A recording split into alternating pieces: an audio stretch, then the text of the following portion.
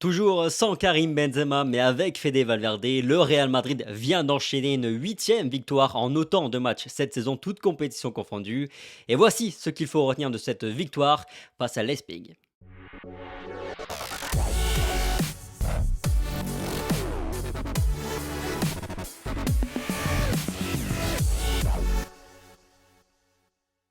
Rota, pour revenir un petit peu sur ce match, en première période, on a vu une mi-temps très poussive de la part du Real Madrid, pas mal d'erreurs sur le plan technique et puis pas d'occasion nette pour le Real Madrid. Je crois qu'il n'y a même pas une seule frappe cadrée. Ouais, c'est ça, pas de frappe cadrée. D'ailleurs, je crois qu'on termine même le match avec 3 tirs cadrés pour 2 buts, donc c'est très faiblard. Même en seconde période, hein, c'était vraiment assez épisodique, assez périodique. On a vu quelques incursions, quelques bons mouvements, mais ça restait assez timoré. Je trouvais qu'on a manqué un petit peu d'idées, comme je le disais. Et même sur la seconde période, j'ai trouvé un petit peu d'amélioration sur la fin de match, forcément, parce que c'est là où on conclut nos actions. Et forcément, c'est ce qu'on va retenir. Mais d'une manière très générale, je pense qu'il y a eu énormément de joueurs qui n'ont pas été à leur niveau habituel sur ce match. Et puis ensuite, on a eu aussi un collectif qui était bien moins huilé que sur les matchs précédents. Au retour des vestiaires, on repart un peu sur le même rythme. Il faudra attendre la 70e minute, plus ou moins, pour voir la première vraie occasion pour le Real Madrid sur une contre-attaque menée par Fede Valverde, lui-même qui va marquer une petite dizaine de minutes plus tard, à la suite d'un service de Vinicius, une superbe frappe pied gauche. Puis Marco Asensio va terminer le boulot en deuxième période, enfin en toute fin de match, pardon.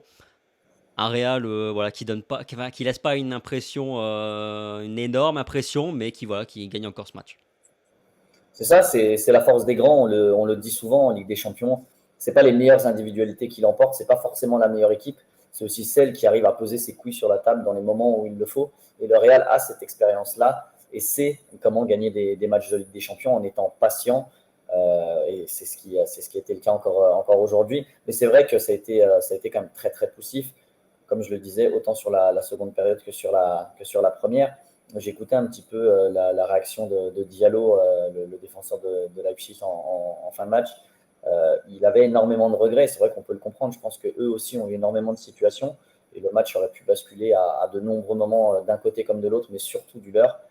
Donc oui, un Real très poussif, mais encore une fois, l'expérience du Real a fait la différence et c'est ce qu'on va retenir parce qu'actuellement on est premier de cette poule et c'est bien l'essentiel après ces 2 premières journées. Et comment t'expliques justement ce petit Real Madrid, parce qu'on peut parler d'un petit Real Madrid ce soir. Est-ce qu'il y a de la fatigue? Est-ce que un Real presque un peu trop serein par moment, qui, même s'il se fait bousculer sur le début de match, voilà, panique pas, mais finalement se lance pas vraiment non plus dans le match? Est-ce que c'était aussi un problème sur le plan tactique? Sans Karim Benzema, on parle beaucoup de cette problématique. Le Real, on a senti, est quand même très confus sur le plan tactique. Comment tu l'expliques un peu ce match? Pour moi, il y a un peu, il y a plusieurs explications. Enfin, moi, en tout cas, j'ai plusieurs explications.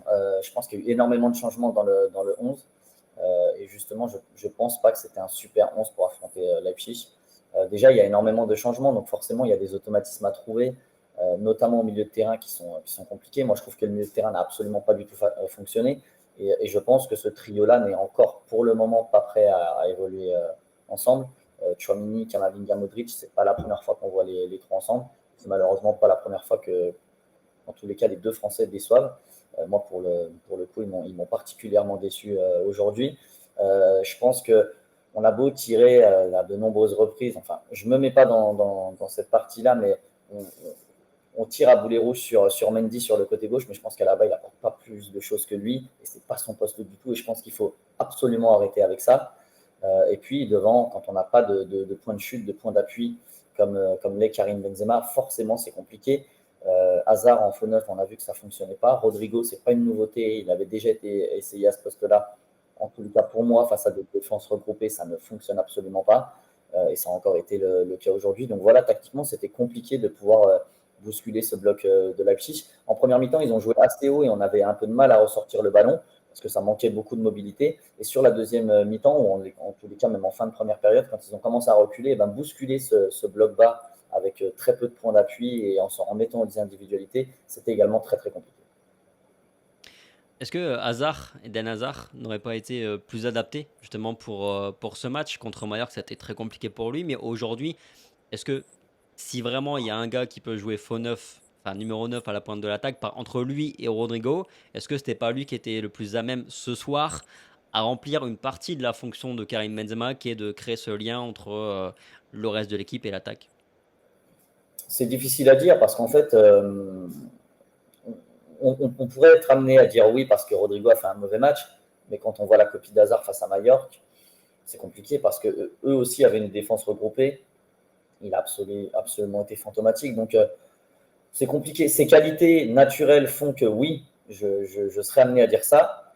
Mais quand je vois malheureusement le rendu de ses copies, en tous les cas de sa copie face à Mallorca, j'ai du mal à l'imaginer. Peut-être que face à ce genre d'équipe, un système en 4-4-2 pourrait être un peu plus efficace. Mais encore une fois, on n'a déjà pas un seul neuf, donc en mettre deux, convertir deux faux ailiers en neuf, ça me semble compliqué aussi. Donc je pense qu'il aurait fallu l'aborder de différentes manières. Moi, j'aurais peut-être plus laissé la possession à Leipzig en essayant de partir en contre. Là, c'est à eux qu'on a laissé cette opportunité-là. Mais j'aurais presque refusé, entre guillemets, le ballon, même si ça pourrait paraître indigne du Real Madrid. J'aurais presque refusé le ballon pour essayer de leur faire mal et essayer d'attaquer avec beaucoup de vitesse la profondeur. Parce que c'est vrai qu'avec les trois de devant, il y a eu un manque de mobilité. Et je ne pense pas que ni Rodrigo ni Hazard, face à des défenseurs centraux de cette qualité-là, soient capables de les mettre à mal. Est-ce que tu repenses pas un petit peu au mercato du Real après ce match? Et évidemment, si. Évidemment. Surtout qu'avant l'ouverture du score, où j'ai trouvé les deux Brésiliens absolument catastrophiques sur ce match, je me disais comment est-ce que Mariano, même si on connaît son niveau, même si on n'en veut plus, comment est-ce qu'il ne peut pas jouer? Il fait partie de l'effectif. Il faut tenter un truc. Je me disais, il faut le tenter, il faut le mettre. Enfin, je veux dire, on n'a rien à faire. Il est là, il est sur le banc, autant le mettre. À la limite, Hazard aussi, mais il fallait tenter quelque chose. Mais en fait, c'est des choix par défaut. Encore une fois, Mariano, c'est un choix par défaut. Rodrigo, c'est un peu un choix par défaut. Hazard, ça aurait été un choix par défaut aussi de le mettre en pointe de l'attaque. Donc oui, forcément, ça me fait penser au mercato et je me dis pourquoi est-ce qu'on n'est pas allé chercher un autre joueur ou pourquoi on n'a pas conservé Borja Mayoral, pourquoi on n'a pas conservé Latassa, voilà, quelque chose d'un peu plus frais. J'ai du mal à comprendre parce que pour moi, ça manque d'une référence en attaque. Et on le savait, si Karim Benzema se blessait, ça risquait d'être compliqué. On y est face. Pour le moment, ça passe. Mais attention, il y a un derby qui arrive dimanche et face à une défense de l'Atlético Madrid, même si elle est bien moins en vert qu'habituellement, ça risque d'être compliqué de trouver des matchs. Mais ce qui est drôle, entre guillemets, c'est que ce qui vient de se passer là ce soir avec l'entrée en jeu de l'indésirable Marino Diaz et qui laisse Eden Hazard sur le banc, on l'a vu venir tous à 3 millions de kilomètres, quoi. En fin de mercato, on l'a vu. En fin de mercato, moi je le disais, je disais, mais Mariano, si je suis lui, je ne pars même pas. Parce que des opportunités, il va en avoir. Parce que on va essayer Hazard, on va essayer Rodrigo. Il y a forcément des matchs où ces deux options-là vont pas être convaincantes. Qui c'est qui va entrer en jeu? Ça va être l'option, la dernière option. Vu qu'il n'y a plus Jovic, il n'y a plus Mariano, Mayoral pardon, et compagnie, bah hop, Mariano va entrer en jeu. Il va avoir ses minutes de jeu. Donc tout bénef pour lui, donc c'est un peu dommage. D'ailleurs, 0 minutes de jeu justement pour Eden Hazard, lui qui était supposé être la doubleur de Karim Benzema. T'en déduis quelque chose ou... Ce que j'en déduis, c'est que malgré le fait que j'ai absolument pas aimé son match, je trouve que c'est les messages envoyés par Ancelotti, notamment, c'était déjà le cas l'an passé sur Asensio et Hazard, mais encore plus là sur le début de saison, ils sont forts et je les trouve un peu durs. Parce que Hazard, là, on voit que à partir du moment où il rend une mauvaise copie, terminé. Ciao. C'est Ouais. fini. On le remettra pas à ce poste-là. Donc c'est un peu dur parce que passer d'une titularisation à 0 minute, enfin, je veux dire, on a tous joué au foot, même dans le monde amateur. Si vous êtes titulaire et puis que vous passez à ne pas rentrer le match suivant, on ne prendrait pas trop. Bah là, c'est pareil. Lui, c'est un professionnel et se dire ça doit être compliqué à encaisser. Ça veut dire qu'il n'a pas le droit à l'erreur. Ça veut dire qu'il est constamment sur la sellette. Et donc, je pense que psychologiquement, ça doit être un professionnel, quelqu'un avec de l'expérience. Ça doit être difficile à vivre. Et surtout qu'il avait été pas mal contre le Celtic, donc on pouvait s'attendre à au moins à ce qu'il rentre en jeu aujourd'hui, et c'est même pas le cas. Donc ouais, effectivement, c'est dur, et je trouve que le message envoyé est dur. Bref. Passons un petit peu sur les tops et flops. Au niveau des flops, pour démarrer, t'en as un en J'en ai, particulier ou plusieurs? j'en ai pas mal, même si encore une fois, sur l'ouverture du score, je les trouve sublimes les deux. Vinicius Rodrigo m'ont assez déçu. Et puis bah voilà, on va les pointer parce que c'est assez inhabituel, donc forcément, c'est ce qui ressort aussi. c'est rare qu'ils passent à côté de leur match. Là, je les ai trouvés bien moins bons aujourd'hui. J'ai pas aimé non plus Tchouaméni et Kamavinga. Je suis assez dur, mais vraiment, je les ai trouvés vraiment en dessous. Surtout Kamavinga, j'ai trouvé qu'il y a eu, Ouais. enfin, il y a eu un manque de mobilité, il y a eu pas mal de ballons perdus. Alors, de temps en temps, il arrive à casser des lignes et il fait de très bonnes choses, mais c'est trop périodique, encore une fois. C'est pas assez constant et c'est pas assez consistant, surtout. Et puis, même s'il n'a pas fait un mauvais match, je trouve qu'à la bas à gauche, non, je pense qu'il faut stopper ça, comme je le disais en préambule. C'est pas son poste, c'est plus son poste en tous les cas. Et il pourra rendre des services, mais à partir du moment où Mendy sera opérationnel, je pense il faut mettre le français. Bah, moi, ça m'a surpris de voir David Alaba titulaire aujourd'hui parce que face à une équipe qui, justement, offensivement, a des armes intéressantes. D'autant plus qu'en préambule du match, Ancelotti a dit que l'aspect défensif allait être très important sur ce match. Le voir sortir David Alaba, ça m'a clairement surpris. Puis bah, on a un peu vu ce que ça donnait. On a vu aussi pourquoi, justement, Alaba à gauche, c'est une alternative, mais c'est pas véritablement un concurrent à Ferland Mendy, parce que défensivement, sur le plan purement défensif, il répond pas présent. Donc ça peut être une option sur certains types de matchs, comme on l'a déjà vu sur ce début de saison, mais voilà en général. Après, sur Chouameni, je trouve que ouais, t'es un peu dur, parce que je l'ai pas trouvé mauvais, surtout à la récupération, surtout sur la première mi-temps où on était vraiment dans le dur. Où Rudiger, par exemple, était un peu à l'ouest. Pareil pour David Alaba, je trouvais qu'il faisait quand même quelques retours bien utiles. Mais bon, ouais, c'était pas non plus du grand Chouameni, mais dans les flops, je le trouvais un peu dur. On s'attend à énormément. Donc, voilà, je préfère être un peu dur et puis qu'il me surprenne en étant bien meilleur. Mais tout n'est pas acheté dans son match, évidemment. Mais voilà, j'ai pas été ultra convaincu par le milieu de terrain. J'ai trouvé Modric au-dessus des deux autres et j'ai trouvé les deux Français un petit peu timorés. Justement, moi, tu vois, je partage pas trop ton avis sur la première mi-temps. C'est là où je l'ai trouvé justement un petit peu plus timoré. Mais bon, après, j'ai pas forcément la meilleure analyse possible, mais en tout cas, c'est mon ressenti. Mais je suis d'accord avec toi sur le milieu global, hein, parce que même Modric, sur la première mi-temps, je le trouvais lent. Mais de toute façon, à partir du moment où il n'y avait pas de ce lien avec l'attaquant, où on n'arrivait pas à se créer des situations, on n'arrivait pas à créer de l'animation, et c'était très compliqué pour un peu tout le monde sur le plan, surtout pour tous les créateurs. Rudiger, pareil. Alors, je dirais flop sur la première période, mais sur la deuxième période, c'est vrai qu'il est très bon. Ouais, moi je le mettrais pas dans les flops. C'était un match moyen plus parce que j'ai trouvé qu'en deuxième période, il s'est quand même imposé. Il a fait preuve de rigueur et même son placement, j'ai plutôt bien aimé. Ça a bien fonctionné avec les trois autres derrière. Donc oui, après c'est vrai que son début de match est pas bon du tout. Je l'ai trouvé timide, ses anticipations n'étaient pas bonnes, il attaquait pas ses ballons, il était fébrile dans les duels. Même sur la première occasion d'Nkunku, je trouvé très très long au démarrage. Donc oui, c'était pas dingue. Après, je le mettrai pas dans les flops parce que j'ai trouvé des joueurs bien en dessous de lui sur ce match et parce que sa deuxième mi-temps est un peu meilleure. Ouais, sa deuxième mi-temps, elle est bonne, clairement. Au niveau des tops, Au niveau des tops, pareil, là j'en ai plusieurs. Courtois, je trouve qu'il fait encore des arrêts décisifs, ça ne change pas. J'ai particulièrement apprécié Carvajal, je l'ai trouvé très très très bon défensivement surtout. hmm, Je trouve qu'il a fait un très très gros match. Évidemment, Fede Valverde qui, comme tu le tweetais, commence à être dans une dimension incroyable à partir du moment où il tente la frappe qu'il a tentée ce week-end, où il remet ça avec une frappe pied gauche et un crochet juste avant, avec beaucoup de sérénité. Forcément, c'est très très bon. Et puis même s'il a été un peu plus imprécis que d'habitude, je trouve qu'il a encore eu une grosse débauche d'énergie, une grosse activité sur le couloir droit, même pour défendre et pour venir accompagner Carvajal. Donc, j'ai vraiment aimé son match. J'ai adoré Nacho également, même si c'est pas un immense match, mais c'est une valeur sûre. Quoi. ah, sans Y a pas de faute. débat. C'est un sans faute, ouais, comme d'habitude. Hein, c'est assez linéaire, mais toujours dans le très bon. Et puis la deuxième mi-temps de Modric, voilà, qui était également très, très bonne. Ouais, clairement. Mais sur Fede Valverde, quand même, dès qu'il passe quand même au milieu de terrain et qu'il recule d'un cran et que tout de suite, il a davantage d'espace devant lui, tout de suite, on le sent quand même nettement plus à l'aise, hein.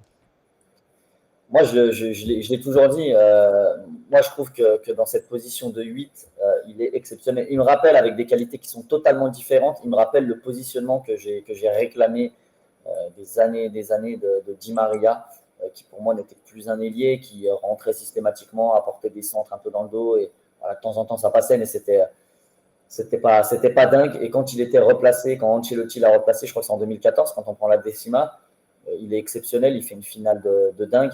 Bah là, c'est un peu pareil. Les qualités sont différentes, mais on sent que cette explosivité-là, quand elle est utilisée à bon escient dans ce poste de relayeur, c'est ultra intéressant et ça permet au Real vraiment de se projeter très très vite. Après, en ayant deux bombes sur les côtés de vitesse, forcément, ça va permettre au Real de se procurer énormément d'occasions. Donc, c'est vrai que son positionnement est très très très très loin. Tu retiens quoi de ce match? Bah, je retiens, comme je l'ai dit, une huitième victoire en 8 matchs, en autant de rencontres. Ça paraît simple quand on s'appelle le Real Madrid, mais je pense que c'est bien, bien compliqué, surtout en début de saison, après une préparation physique et surtout sans Karim Benzema. Donc, je vais retenir ça. Je retiens également un nouveau clean sheet. Et ça fait plaisir. C'est le deuxième dans cette compétition, même si on doit beaucoup à Thibaut Courtois une nouvelle fois. Mais voilà, c'est des signaux positifs. Il n'y a pas de quoi crier de joie pour le moment. Rien n'est fait dans aucune des compétitions. Mais c'est vrai que 2 victoires en 2 matchs en Ligue des Champions, sachant que la phase de poule va aller très vite parce que la poule doit être terminée avant la Coupe du Monde. Donc, il y a des matchs pratiquement toutes les semaines. Le Real a un calendrier surchargé. Donc, voilà, le plus le Real peut enchaîner de victoires et prendre des points dans toutes les compétitions, le mieux c'est. Et je pense que c'est ce qu'il faut retenir ce soir. Parmi les enseignements aussi, on peut dire que on voit bien les limites de ce Real Madrid sans Karim Benzema. Alors ça gagne, mais on voit quand même à quel point c'est possible. C'est possible, pardon. On voit bien quand même que cet hiver va sûrement falloir se bouger.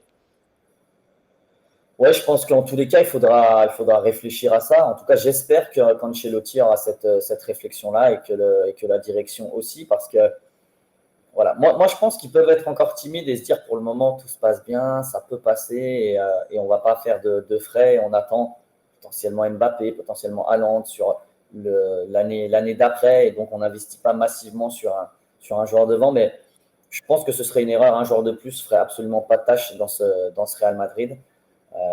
Donc oui, je pense qu'il faudra s'y pencher. Et le dernier petit enseignement en plus que j'aimerais signaler, même si ça pourra faire grincer des dents, n'oubliez jamais que Marco Asensio est un joueur J'allais le très important dire. au Real Madrid et Putain, que malgré tout, il faut toujours croire en lui, même s'il fait péter un plomb. Et avant son but, il fait péter un plomb sur la passe de Rodrigo, où il ne regarde même pas la balle. Son appel de balle est catastrophique, mais Marco Asensio, il va être important, il est toujours important, même si il rend dingue, même si son positionnement à droite est bien moins bon que Rodrigo et consorts. Mais l'enseignement, c'est que c'est un joueur important qui met des buts importants, qui est souvent décisif. C'est très important dans un effectif. sur ma petite note, j'avais noté Marco Asensio, super sub, toujours utile. C'est ça, Voilà. c'est le bon. C'est ça, non mais en plus c'est ça. Titulaire, non. Mais pareil, sur les 15-20 dernières minutes, à chaque fois, il est capable de marquer ses buts. Et si on... De toute façon, maintenant, il faut l'impliquer. Vu qu'il est là cette saison, il faut l'impliquer pour la saison. Et il va nous mettre ses 7, 8, 9, sa petite dizaine de buts, quoi. Et son but est très très compliqué, sa frappe est très très compliquée à reprendre, bien plus qu'on le pense. Vraiment, son geste, je pense qu'il y a un peu de réussite parce qu'il la prend mi-cheville, mi-mollet, mais la frappe est très soudaine, très, très forte. Non, franchement, c'est un très beau geste. Ok, bref. Voilà un peu ce qu'on pouvait dire, je pense, sur ce match entre le Real Madrid et l'Leipzig. Donc, huitième victoire du Real Madrid. Le sans faute continue. Il nous reste un match face au le derby, face à l'Atlético de Madrid pour faire un 9 sur 9 avant la trêve, ce qui serait quand même exceptionnel. Merci Rota, merci à tous pour votre fidélité. Passez une bonne soirée et puis on se dit à demain pour la revue de presse. Allez, ciao. Ciao.